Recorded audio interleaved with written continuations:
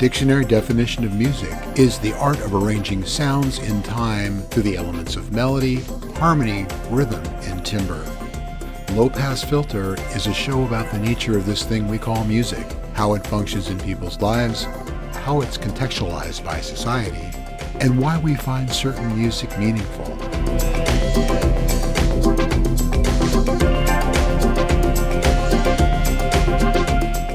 This is Low Pass Filter.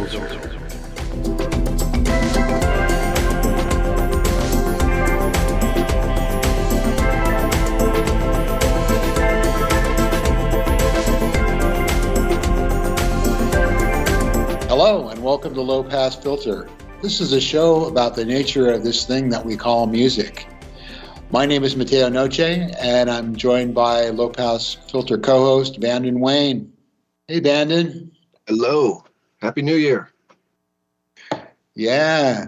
Well, today's show is, you could put a lot of different titles on it, but I think the one I kind of lit on was good music made by bad people. And we'll decide whether they're actually bad or not. But in the simplest form, it's just music that you've listened to by people that maybe have made some mistakes or maybe are just reprehensible, but they still manage to make good music. So as always, we'll have our Spotify playlist. It'll be down in the description down below here, so you can click on and listen as we talk about the artists we're going to talk about. And we encourage you to make comments and give us suggestions as we go along. But I'm going to hand it off to you, Bannon, to start off. And why don't you talk a little bit about some of the people you have on your list? Okay. You're kicking it to me first. I wrestled a little bit with this one because, as we kind of briefly talked about, some artists that we may consider to be bad, or I like the word you used, reprehensible, maybe even irredeemable. Some of them we simply just don't even listen to their music. And I'll say this, the people I picked, I didn't do extensive research into all of their sort of negative sides or some of their behaviors throughout their careers. But, you do hear tales, you hear legends, you hear stories about certain artists, and I picked some pretty big, obvious ones that I think most people have some sense about. Maybe a couple that don't have those reputations preceding them quite so much, but we'll see. So anyway, maybe I'll just go down the list that I wrote in order. So the first artist I chose was Gene Simmons because he is kind of a controversial figure, I suppose. He's kind of a full of a lot of bravado and ego. He's kind of a blowhard. And I don't know that there's any deeply serious skeletons in his closet or improprieties. However, his attitude about himself, his attitude towards the business of being a musician, and the fame that he's had just makes him kind of like a stinker, and some people simply dislike his group Kiss for those reasons. Other people just think the music is shallow, or I was going to say vapid, but vapid. You could use the term. That's a fair descriptor. But I will say he's on my list because I happen to love Kiss. I hope that doesn't tarnish my reputation, but I think Kiss made excellent rock and roll music, albeit sometimes seeming to be simplistic or vapid, or just kind of for the sake of a hedonistic, commercialized machine. But over the years, starting when I was a kid, I've just continued to like their music, and I probably like it more now than I did when I was younger. And I'll say also, there's a recent Kiss documentary. It's 2 full-length films make this complete history of Kiss, and there are some moments where I think Gene redeems himself a little bit. He kind of drops the facade just a little bit to show that he actually does have some humanity in his heart. Yeah, well, I think the thing that Kiss has going for them, of course, is spectacle. Indeed, they are Vegas. I mean, to the nth degree, and they really, they put on a rock and roll show. And if you are a fan of rock and roll shows, it'd be hard not to be impressed by what they've done over the years. Really. Oh yeah. Just the bill of particulars on Gene Simmons. And I saw when you put Kiss, I thought, well, are any of the other people like Ace Frehley or, any of these people have any problem? No, they're all Boy Scouts, really, by comparison to Gene Simmons. But Gene Simmons boasted that he slept with 5,000 women in the course of his career and has a Polaroid picture of each. He described Islam as a vile culture. He seemed to openly encourage people to commit suicide if they're unhappy. And yet he is a well-known advocate for Children's Fund International and other charity organizations. Has spent a lot of time, a lot of his own personal efforts in supporting various charitable organizations and good causes. So, he is kind of a dick, but, of course, there's the infamous Terry Gross interview as well. Probably people might be familiar with that. But the question kind of becomes, I think, when you talk about bad people making good music, is how much should we care? How much should we care about what kind of a person it is behind that, whether they're nice or not nice? Yeah, I think it's a philosophical debate or topic of conversation, at least, that is much bigger in scope than this episode here. And, certainly some people draw a line and go, I can't listen to that artist because I'm not comfortable with who they are or things they've said and done. Whereas a lot of other people, will say,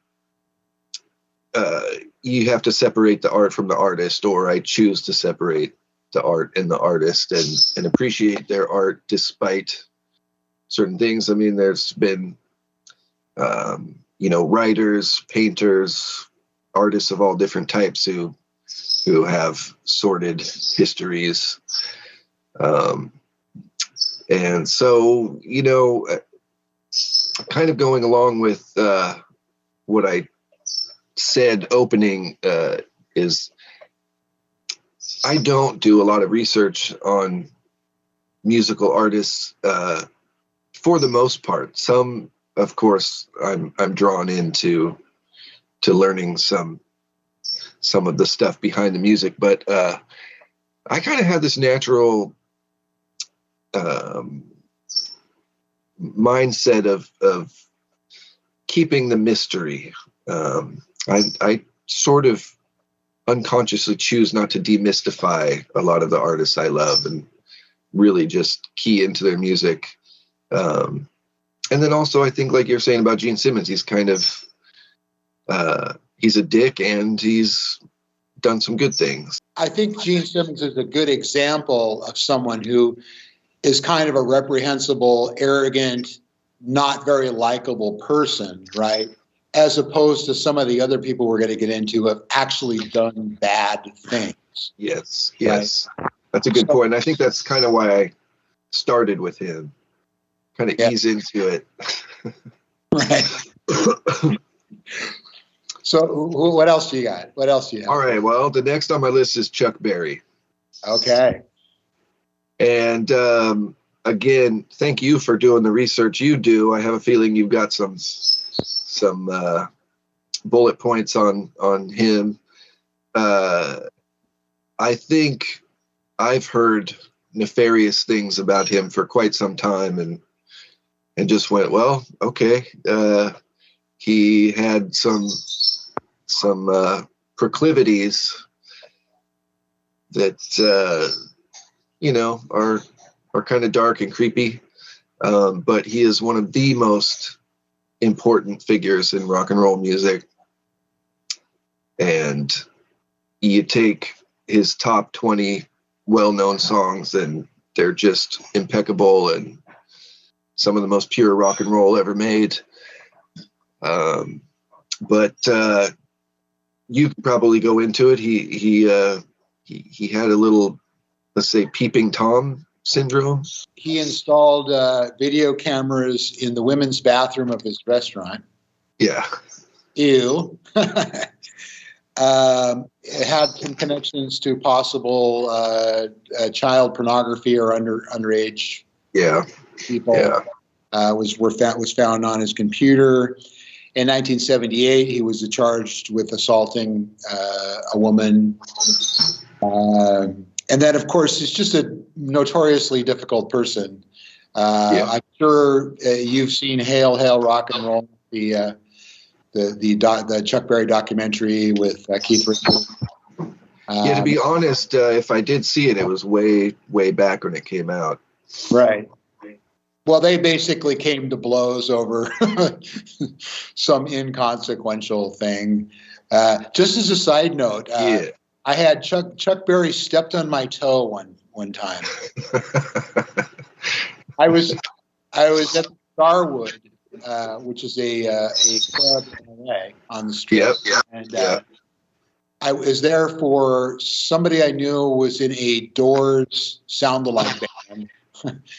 And why Chuck Berry would be at a Doors sound-alike band event, I have no idea. But I was walking up the stairs. It has kind of like a circular gallery that looks down on the stage. And I was walking up the stairs, and this tall black gentleman, very nappily dressed, was walking down the stairs and accidentally hit my foot, And he said, "Oh, sorry about that." And I'm like, "Oh, no problem." And then about 10 minutes later, he showed up on stage. Wow. So yeah. This was in the 80s. It was in the 80s. Yeah. Yeah. So he would have been, later in his life. Yeah. Oh man. But he got out on stage. He did this a cappella version of one of his songs. He wasn't playing guitar. He just got there and sang a cappella, and it was great. It was amazing. So anyway, there's my 6 degrees from that's Chuck Berry. Good for you, man. Good for you. I'm never watching that foot again. Yeah. So what am I going to do? Am I going to chuck my Chuck Berry records? Probably not. Well, he's had his problem. He did have his problems, and but he's definitely not the worst of the bunch, I would say. And musical legend. So I kind of went down on my list, and I put, for example, I would say Gene Simmons is not a musical legend, at least not in my mind. But Chuck Berry definitely is. He rates up there in the pantheon of rock and roll musicians. So I don't know if it applies in the past or not, but yeah, he's definitely a seminal figure in rock and roll. Yeah. And, despite that stuff, he paved the way for so many people and changed the course of musical history. Another artist on my list that certainly changed the course of musical history, at least in the jazz world, is Miles Davis. Yeah, Miles, I think is an example of somebody who was mostly self-destructive. He he was a pretty not nice person, very cold, very arrogant. He's been described and easily angered. Yeah. But I think his faults, if you will, really came back on himself more than other people. I mean, of course, anytime you're around that sort of person, it's not a fun time. But I think his drug use and just demeanor, married to Cicely Tyson. I think it mostly did it back on him.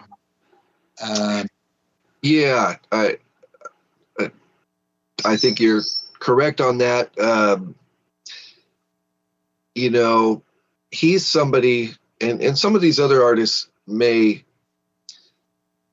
sort of have the same root in some of their sort of dark demeanors, but I think he really stands out. He was in a time, at least when he started to really push the boundaries of jazz and take on his own leadership persona as a jazz musician.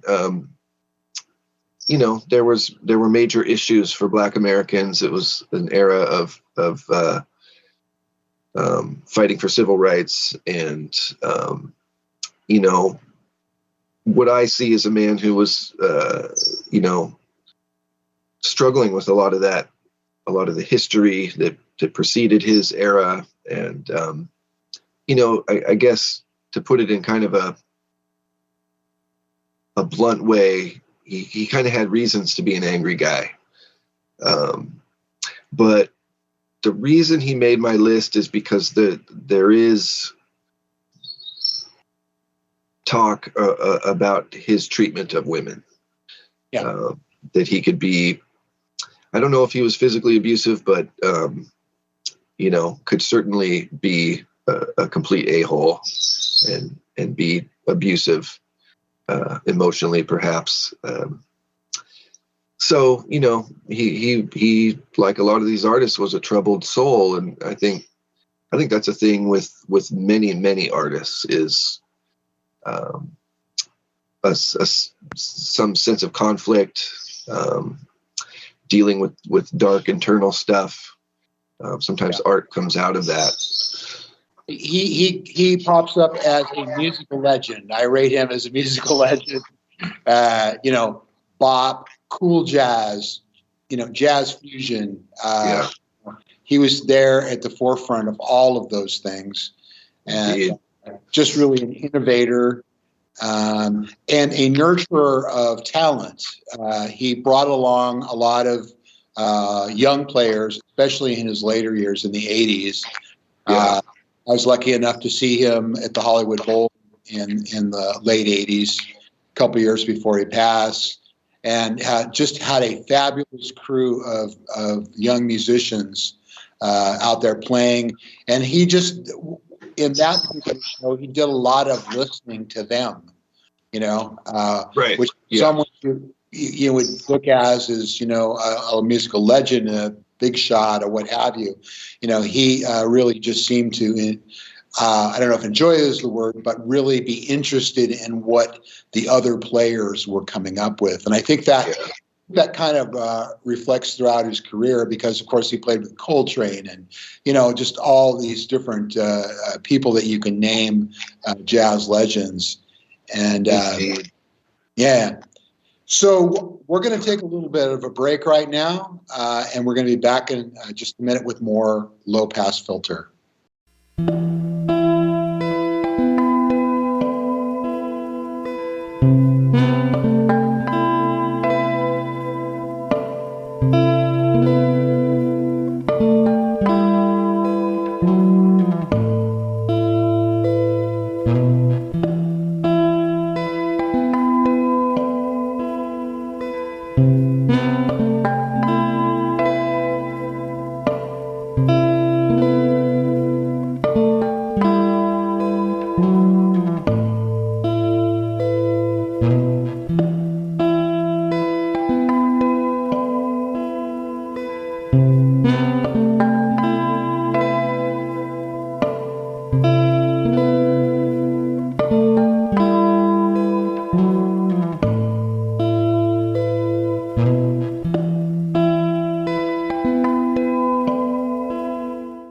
And we're back, talking about reprehensible people who play really great music.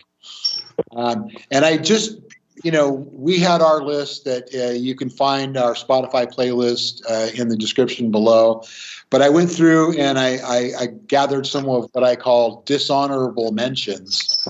So I'm just going to run down the list quick here before we move on.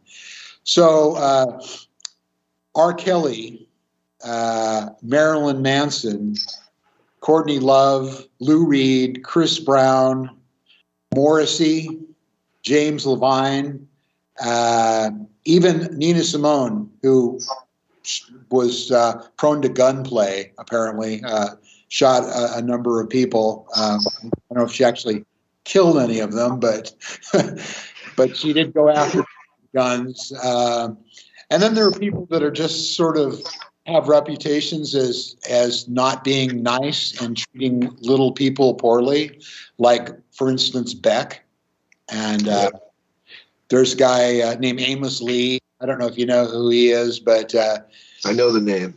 Yeah, well, I know people that have worked on his shows and just talk about how terribly he treats the people he works with.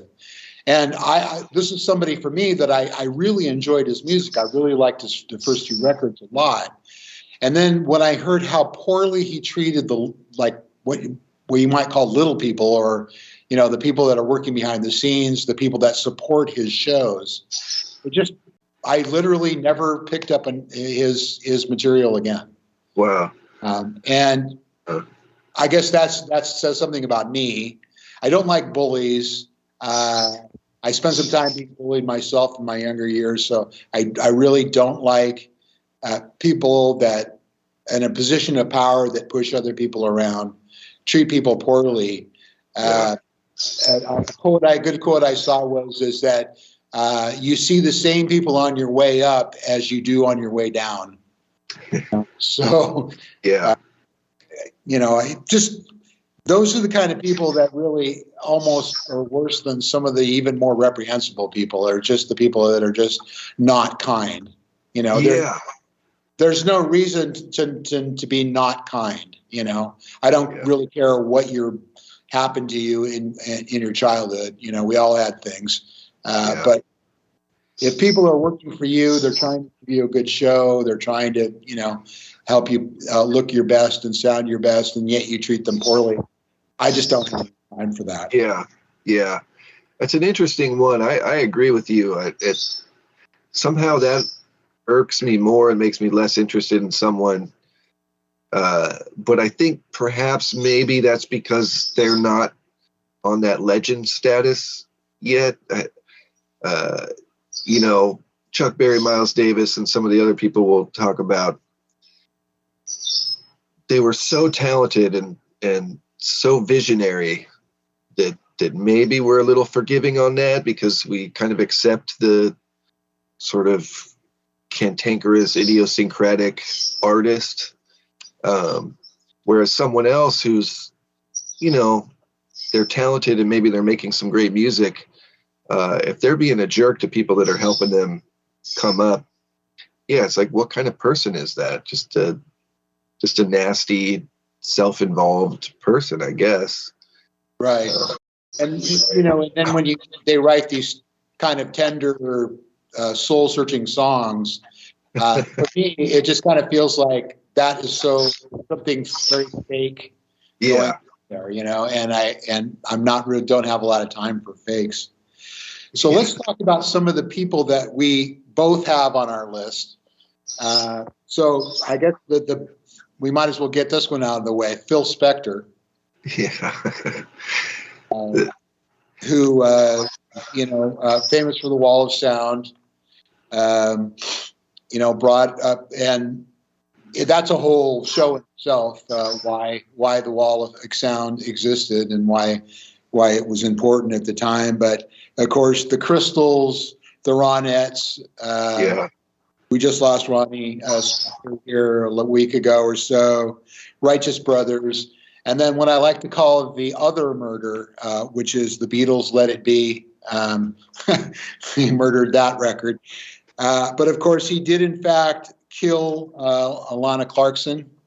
Went to jail for that.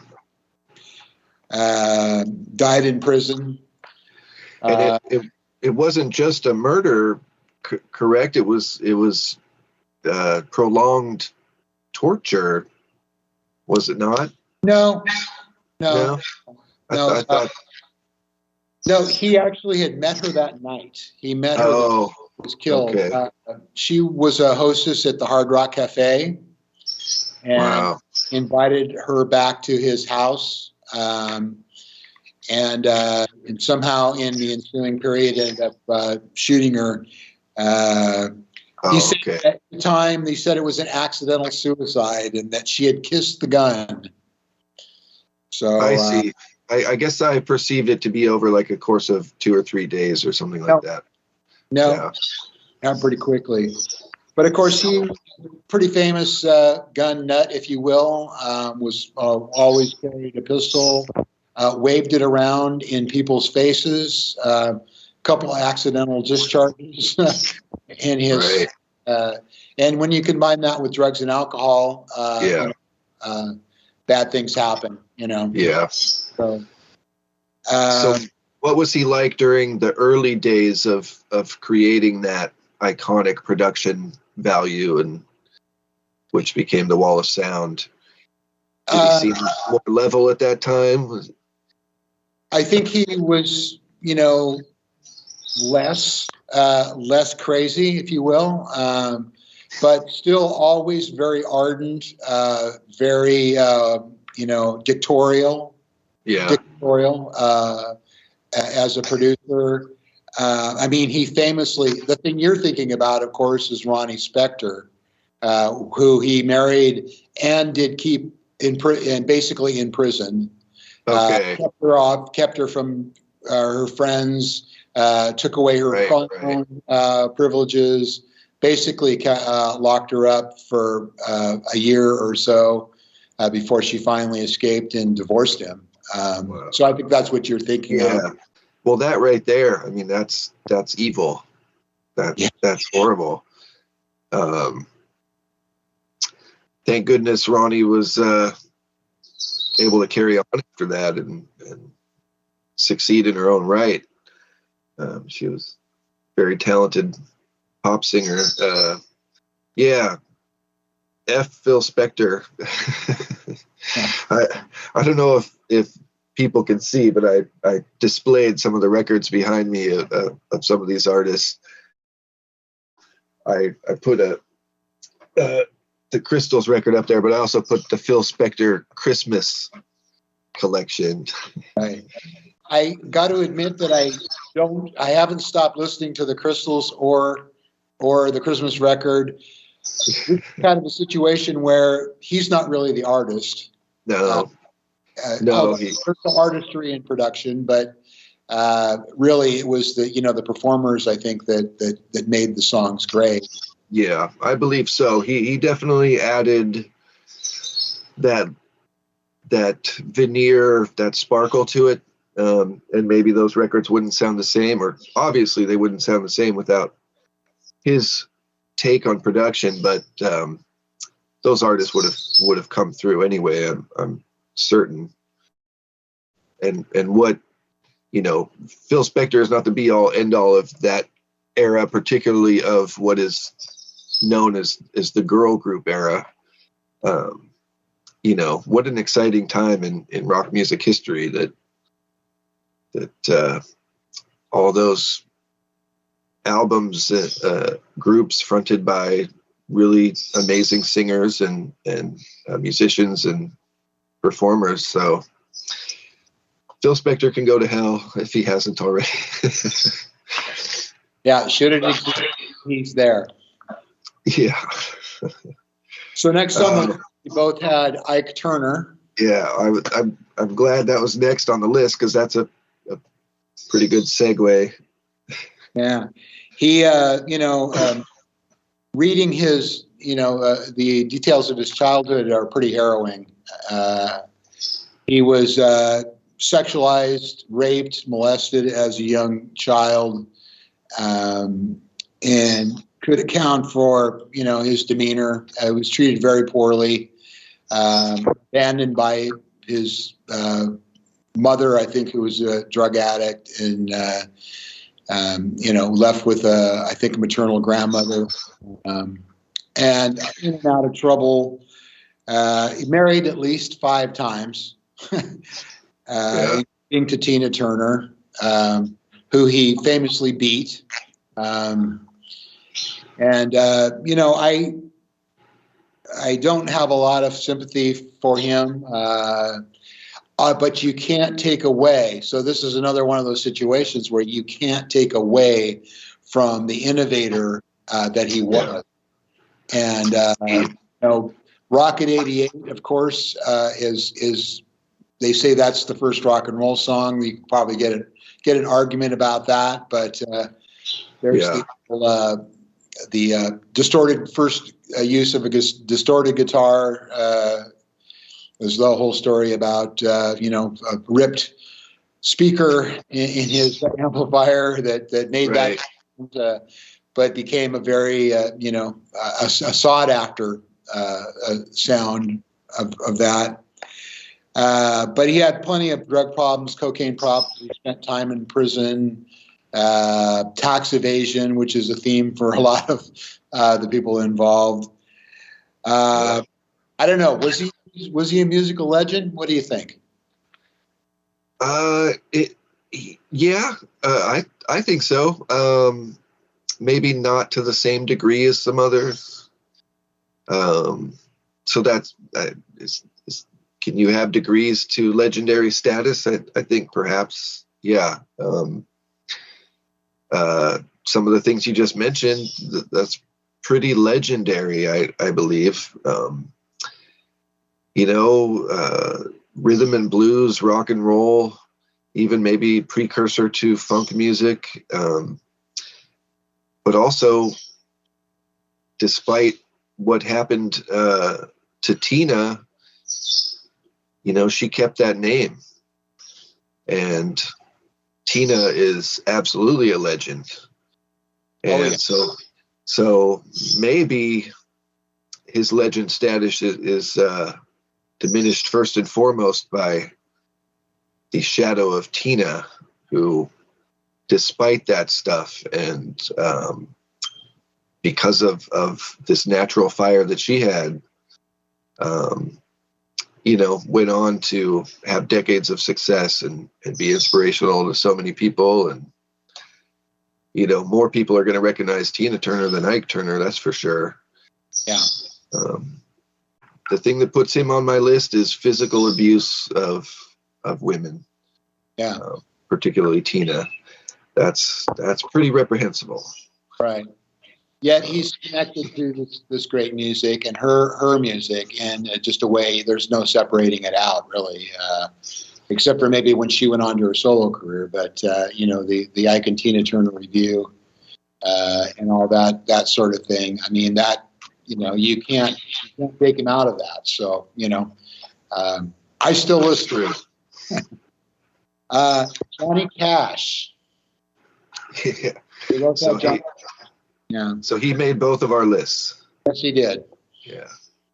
He left his first wife and family for June Carter Cash. Of course, famously struggled with addiction to pills and alcohol. And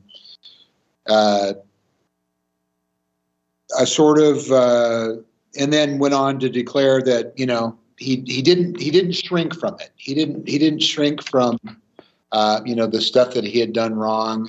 He called himself the biggest sinner of all of them. Yeah. And I think towards the end of his life, especially, he sort of settled into this elder statesman role, putting the drug stuff behind him. Yeah. But a lot of that, was, a lot of the stuff he did was self-destructive. He did his wives, he was a randy guy, got around and all that kind of stuff. But yeah. this is, I don't know. There are a lot of lot of non-famous people who do this sort of thing too. That is certainly true.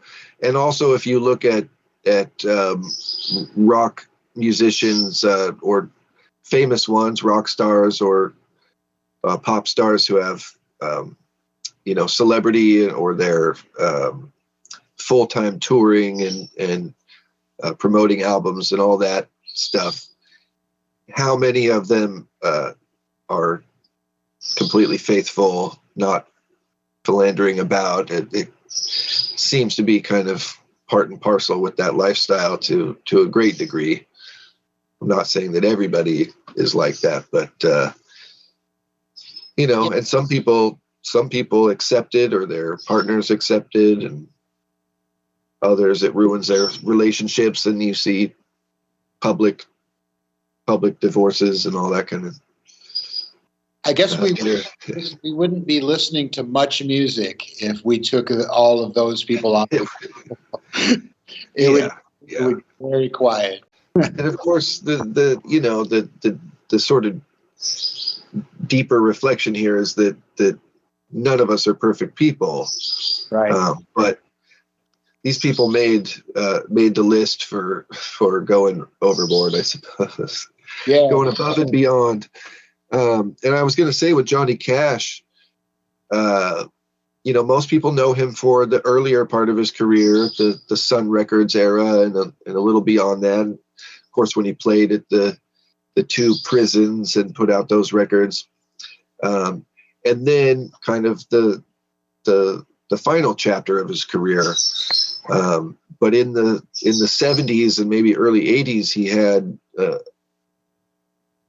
a time where he put out a lot of records, but they were less iconic in his catalog, and they all also happened to focus a lot on his faith in God and his belief in his country, and unless you're a deep country music and Johnny Cash fan, you might not be as hip on those albums. I've never tried to get into those.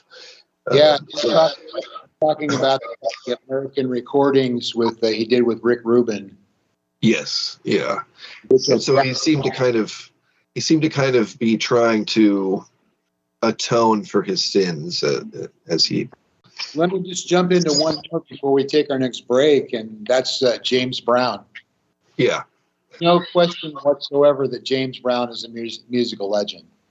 He is the Mozart of our age, I think, in a lot of ways. Just if you think about his accomplishments and the music that he's laid down over the years. I was lucky enough to see James Brown a couple of times. Two of the best shows I've ever seen. Just putting it out there, musicality, the level of the players involved, the show he was putting on for the people. It's just somebody who threw everything into every performance. They're not. You could never accuse him of being a slacker in any way. Oh. It came to being on stage, but of course, a long checkered history of domestic abuse, drug abuse. He tried to shoot his rival Joe Tex. Missed, unfortunately. I think he grazed him. He was arrested for sexual assault. He, of course, led the infamous high-speed or low-speed chase when he was arrested for PCP. But at the same time, spoke out for education advocacy, humanitarianism, and civil rights, and self-defense. Really giving a message to the African American community that you can be anything that you want to be. You just, if you try hard enough, if you just keep after it. And that was his message, that say it loud, I'm black and I'm proud. He was, for all his faults, he really concentrated on his community, his audience, and the world. And what do you do? What do you do with someone like that who is so complicated and so, so conflicted, and is going in so many different directions? Yeah. Yeah, it's really incredible. Gosh, I mean, a voice of an important community and a generation during the civil rights era and beyond. And there's a famous moment where he addressed civil unrest that was happening while he was live on stage, and probably had more an effect on curtailing some violence than the police or any other. Yeah, I believe you're talking. I believe you're talking about in the wake of the Martin Luther King assassination. Mm-hmm. Yeah.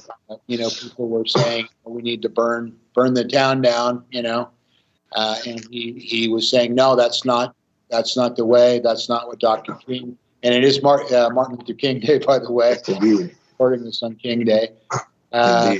He said, this is not the way to do this, and really sent an angry crowd home instead of out into the streets, which he could have easily have done. And it wasn't because he didn't understand the reason that was happening. But I think in that moment he had the awareness to recognize that it would be more detrimental for those folks. Yeah. Just a beautiful moment of someone with all the faults that he had, lifting people up or rising to an occasion that was more than just people appreciating music, but people coming together as people, and that's what so much of his music was about. And there was a point in his career, kind of like similar to what Miles Davis did, where he kind of steps back. He's bringing the musicians together, particularly in the era of the JBs, which was kind of a second phase of James Brown's funky music world, and really let them shine. And he's kind of just the train conductor in a way. And so as much as he had that ego and bravado to be in the spotlight, he also recognized that it was about something bigger. And it was the soul funk train experience that he was curating. Yeah, and that's pretty remarkable. We're going to take another quick break here, and we'll be back in just a minute.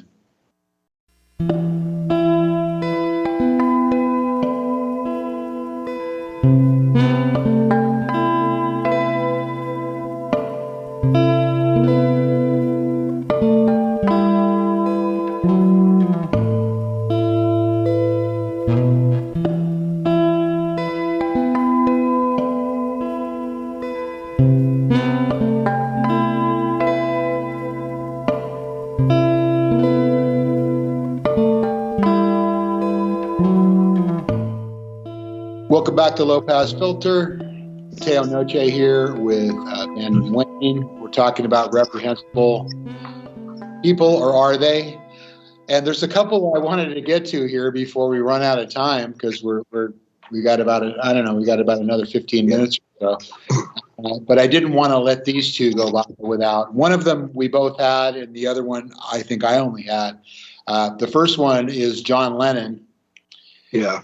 The second one is Michael Jackson. I wasn't touching Michael Jackson. Well, let's start. You certainly can. Let's start with John Lennon, though. Yeah. I don't think there's any question that John Lennon is a musical legend. There's no getting around it.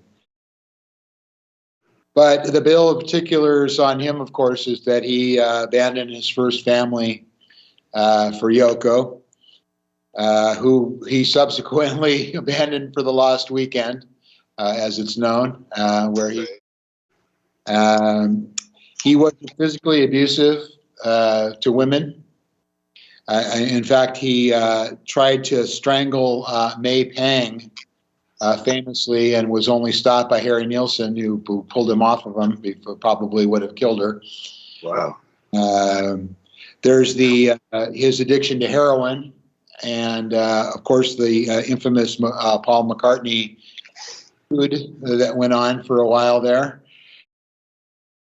The wrinkle about John, to me, is how he's looked upon as Saint John, solely because he wrote the song Imagine.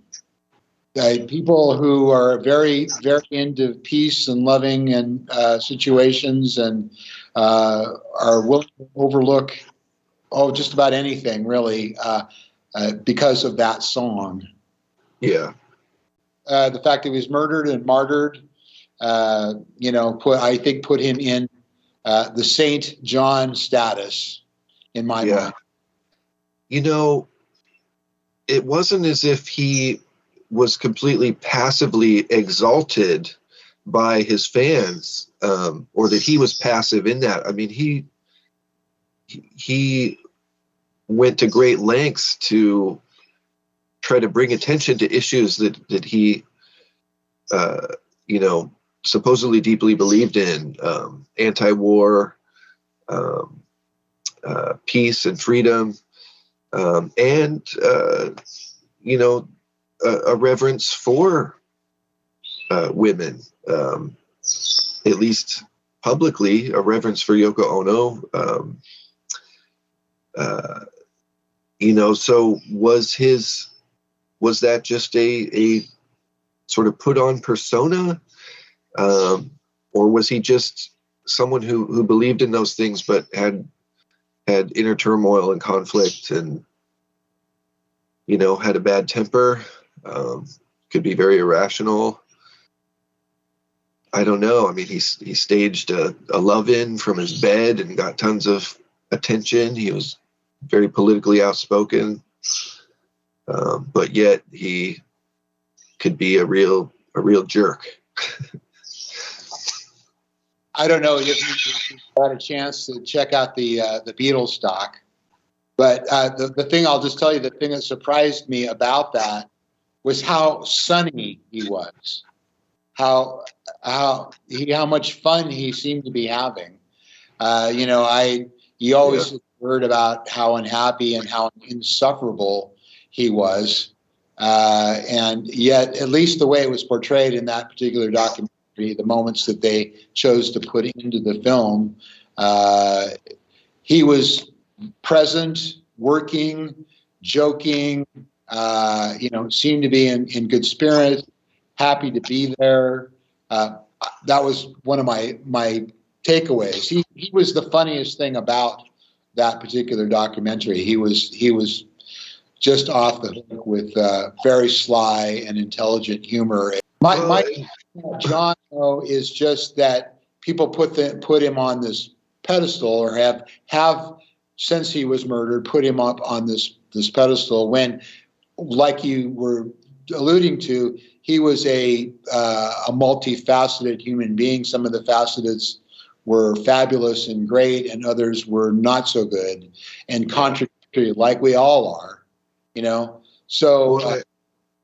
Yeah, I was going to say, I think on one hand, he kind of resented being put on the pedestal, and on the other hand, he was kind of saying, look at me, look at what I'm doing, look at what I care about. But it just speaks to sort of the dual nature that most of us have in some way or another. But these kinds of people do it on a public stage or on a large scale. Yeah. Michael Jackson, of course, had multiple allegations of child sexual abuse. He paid out millions of dollars in settlements to make them go away. had a complex in life, was probably abused by his father. Yeah. And may account, not excuse, but may account for some of his transgressions. Yeah. And there's two sides, I think, to the Michael Jackson thing. There are the people that absolutely can't do the Michael Jackson thing anymore, and then people who defend him sort of blindly without, what really went on and what some of the things that he did do, allegedly. So it's a weird dichotomy, I think, of people who are forgiving and unforgiving as a person and an artist. Yeah. Man, I guess, to be honest, I was kind of hoping Michael Jackson wouldn't be discussed, but I'm saying that lightly. I figured it was possibly on the table. I'm honestly conflicted. The time that I discovered Michael Jackson, that left an indelible mark. I was at a really prime age for the Thriller album and the big hit singles from that record, and his persona, his dancing ability, his choreography, and the ideas and images in his music videos. I think it's quite certainly possible that he did all the things that he was alleged to have done, but they still remain allegations, and I've heard people make pretty compelling arguments in defense. So that's a tough one for me, man. It certainly could be possible, but none of it was ever proven. At least beyond, at least with any evidence that makes it undeniable. It was all pretty much hearsay. So he was definitely a musical legend. I don't think there's any question about that. He was definitely what? A musical legend. Oh, yes, indeed. Yeah. Well, it's hard to believe, but we've just about run out the hour. But I wanted to just throw in a couple that we didn't talk about just quickly. Frank Sinatra. Yeah. It said when Frank Sinatra got drunk, it was best to disappear. So he's also known for mob ties and also for his generosity. I had Lead Belly on here, the Belly who actually killed a couple people at different points in his life. I also had Ryan Adams, who is alleged to have creeped on an underage fan. Not a legend. Not a legend in my book. Yeah, not a legend, but it kind of, also one of those things where, the whole PC, I hate that term, correct aspect of it, the Me Too movement sort of canceled him, Yeah. Probably deservedly, but it doesn't take away. I mean, he still made some interesting music for a while there. There was a time I thought he was interesting and kind of, very talented in that era, early 2000s. But then later I became disinterested in his music. And so the finding out about his impropriety and the cancellation, didn't mean anything to me. I figured he should have gone away anyway. But no, I'm being harsh. And some of the other artists that you listed off earlier, they fell into that category of people that, yes, we know those stories about them, but they're just not, they weren't important to me, the artists themselves, the music they created, not enough. Like a good example, and I'll just be quick about it, is what transpired with Justin Timberlake and Janet Jackson at the NBA Super Bowl. I don't consider Justin Timberlake to be a top tier artist for me, but she got really screwed over in that situation, and doesn't seem like he's ever tried to make up for it in any way. Yeah, I mean, there are people, and this is one of the things in researching this, that you find that they're, as a bill of particulars about them, they were mean to someone, they got drunk and did something bad, and that sort of thing. Does that make them a bad person? Yeah. I wonder. I tend to doubt it. I mean, it's not that they aren't possibly a bad person; they could be a bad person, but there's just a lot of there's kind of a cottage industry for gotcha, scenarios where you have something on someone, and that use that to run them down. Everything you do gets bounced around the world, in seconds, and you can't, even if it's wrong, even if what they're saying is untrue, stuffing the genie back in the bottle is next to impossible. Yeah. Obviously we could have gone on for a long time on different people who that are not so great, that make people that make really great music. But I think it's an interesting phenomenon as to, can you listen to these people? The Ryan Adams thing for me, I had like 6 or 7 of his releases. I just took them out of my music. I just removed him from my consciousness. If it puts a bad taste in your mouth, if it causes you to have a different reaction to hearing their music, that's valid. I'll listen to James Brown all day long.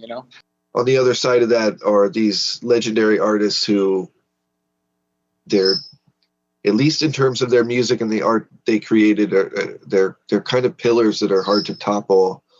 And I think all the artists that we both shared between our lists, we're going to keep listening to them and feeling a deep connection with their music. And that's the way it is, I guess. Yeah. Well, that's about all the time we have for this week. Bandit, thanks again so much for being here. Thank you. Great conversation. And we'll be back next time on Low Pass Filter. Thanks for watching Low Pass Filter.